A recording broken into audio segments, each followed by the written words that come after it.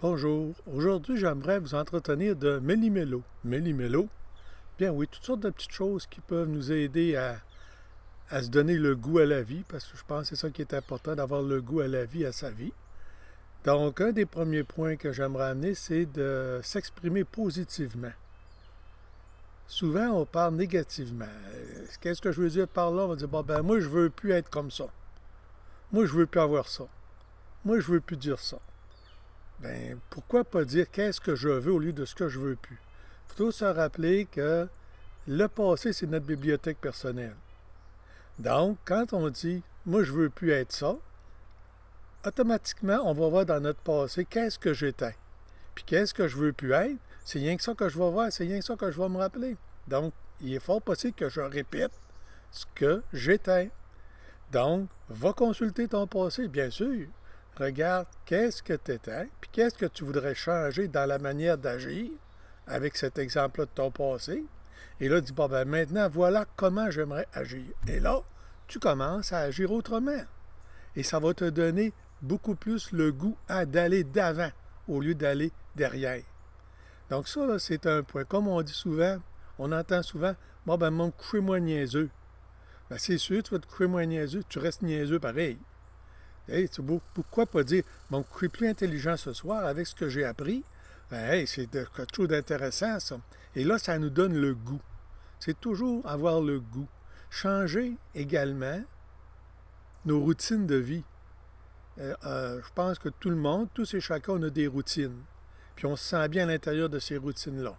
Par contre, lorsque notre routine est dérangée, on est dérangé aussi.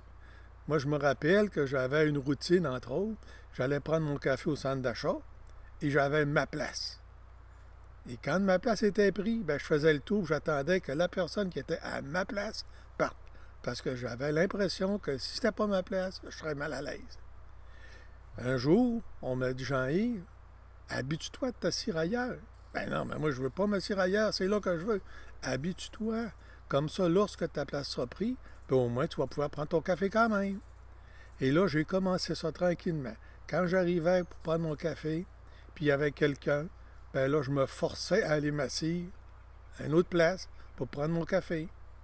Et lorsque j'ai même fait qu'à un moment donné, j'arrivais puis il n'y avait personne à ma place habituelle, ben j'allais m'asseoir ailleurs quand même, juste pour habituer mon inconscient, mon conscient, appelez-le comme vous voudrez, à arrêter de se débalancer d'une moindre chose.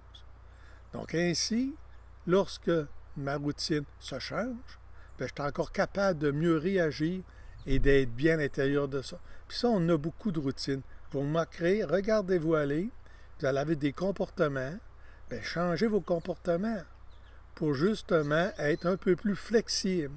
La flexibilité dans la vie, c'est important. Parce que quelqu'un qui est inflexible, c'est quelqu'un qui aura de la difficulté à vivre aisément, à vivre et laisser vivre.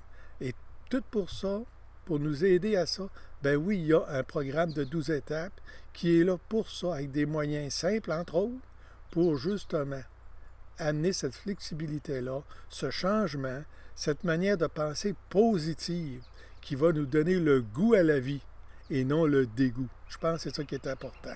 Là-dessus, je vous laisse.